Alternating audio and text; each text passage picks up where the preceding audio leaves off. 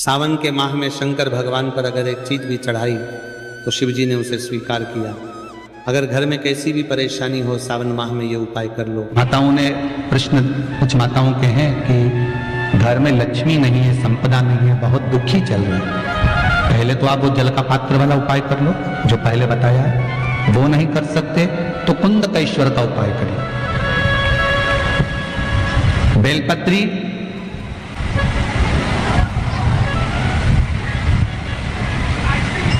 पांच बेलपत्र आप 5 बेलपत्री को ले सकते हैं और पांचों बेलपत्र में पीला चंदन पूरी बेलपत्री पर लगा लें। पीला चंदन केवल एक बेलपत्र ऐसी हो जिस बेलपत्री पर आप गाय का घी लगाएं। क्या लगाना है? गाय का घी। 5 बेलपत्र में से 2 बेलपत्र नीचे पीली चंदन वाली, बीच में गाय के घी वाली बेलपत्र और उसके ऊपर वापस 2 बेलपत्र वही पीले चंदन की रख लें।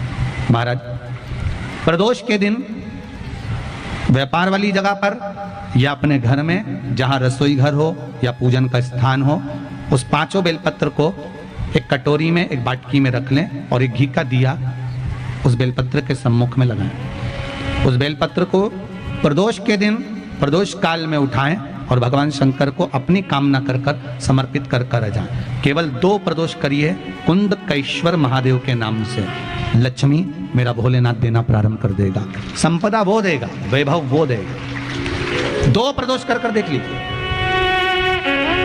वैसे करना चाहिए इसको 5 प्रदोष। कितने प्रदोष करना चाहिए? 5। पर आप 1 प्रदोष करेंगे, दूसरा प्रदोष करेंगे, अपने आप संपदा बढ़ना, वैभव बढ़ना, लक्ष्मी की आवक होना प्रारंभ हो जाए। कुंदकेश्वर महादेव लक्ष्मी की वृद्धि महाराज। और कहीं रोग बीमारी सता रही हो,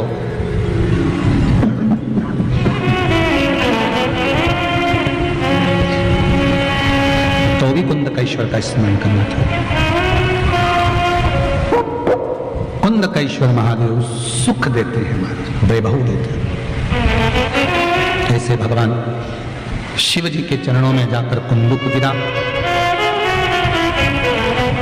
जब कुंदुक गिरा, शिव जी का नाम कुंदकेश्वर हो गया। बोल कुंदकेश्वर महादेव की जय। भगवान शंकर कुंदकेश्वर के रूप में विराजित हुए।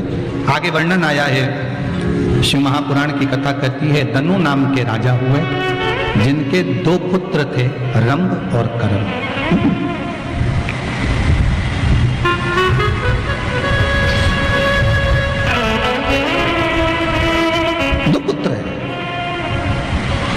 दनु नाम के राजा के 2 पुत्र हैं, रंभ और कर्म। दोनों के घर में संतान नहीं, दोनों के घर में पुत्र नहीं, औलाद नहीं, संतान नहीं। जब दोनों के घर में संतान नहीं है, दोनों के घर में औलाद नहीं है, महाराज बड़े दुखी थे कि घर में संतान नहीं। बहुत दुख था। बहुत ध्यान दीजिएगा इस कथा पर। जिनके घर में एक प्रश्न है किसी माता का कि घर में बेटियां हों और बेटा नहीं हो। महाराज, बेटियां हैं घर में पर बेटा नहीं हो तो दुनिया के लोग कहते हैं वंश कैसे बढ़ेगा, वंश कैसे चलेगा। पत्र है, आया है हमारे पास में लिखा हुआ। और शिव महापुराण की कथा तो कहती है, शंकर की कथा कहती है, शिव का अनुमोदन कहता है, शिव चर्चा कहती है, शिव स्मरण कहता है कि आज के समय में बेटी क्या बेटे से कम है? अरे बोलो तो जम के, कम है क्या? नहीं ना। पुत्र, बेटा एक कुल को तारता है और बेटी 2 कुल को तारती है, अपने ससुराल का भी और मायके का भी। कम नहीं है।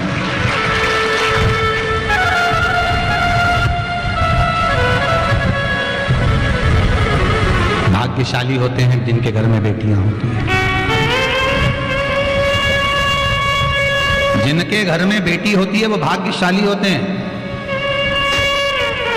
भगवान के कृपा पात्र होते हैं कि घर में बेटी हुई।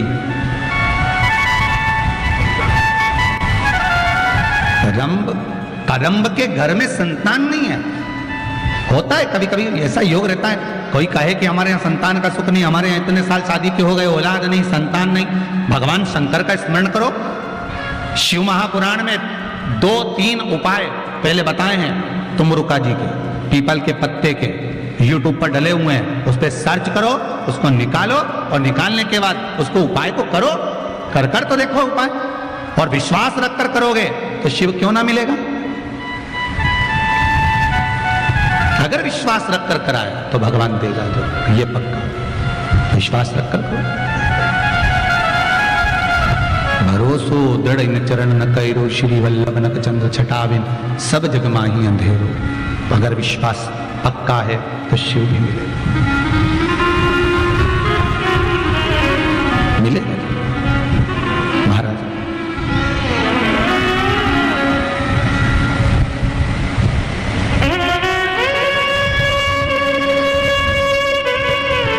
शिव पुराण कह रही है, शंकर की कथा कह रही है।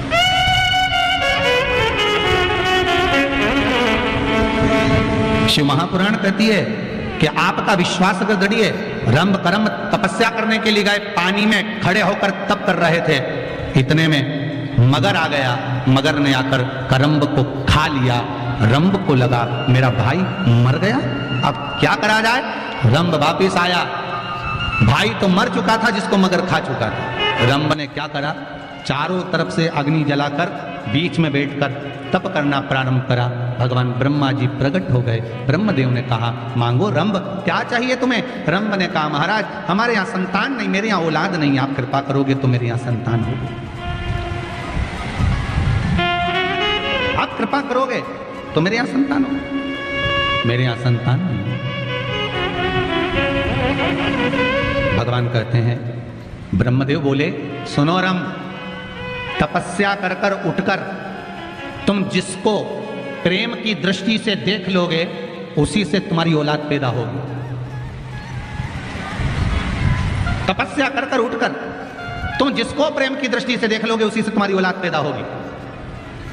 कितना सुंदर संवाद कहती है शिव महापुराण की कथा कि शंकर के मंदिर जाओ, शिव की कथा में जाओ, तीर्थ जाओ, कहीं अच्छे स्थान पर जाओ तो वहां से जाने के बाद अपने ही घर में आओ, किसी दूसरे के घर में मत जाओ। किसके घर में आओ, अपने घर में आओ। क्यों, जब हम कोई उपास कर कर, व्रत कर कर, पूजन कर कर, साधना कर कर, तीर्थ कर कर, कथा श्रवण कर कर अपने घर में आते हैं तो उस भूमि का जो तेज बल होता है, उस भूमि का जो तप बल होता है, उस भूमि का जो पुण्य बल होता है, वो हमारे कपड़ों में चिपक कर हमारे शरीर के द्वारा, हमारी दृष्टि के द्वारा हमारे घर में प्रवेश कर जाता है और ना जाने कितने जीवों का कल्याण कर जाता है। कितने जीवों का कल्याण।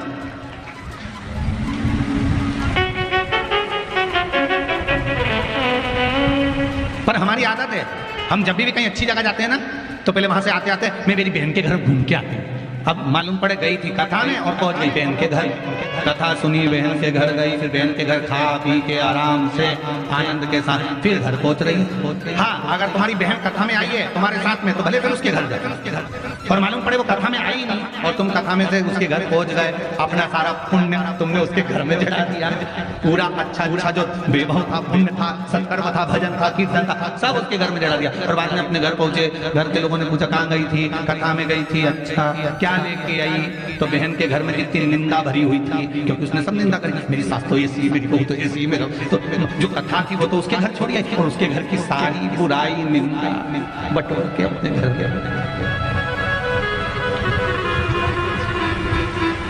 क्या लेने गए थे कथा में, पुण्य।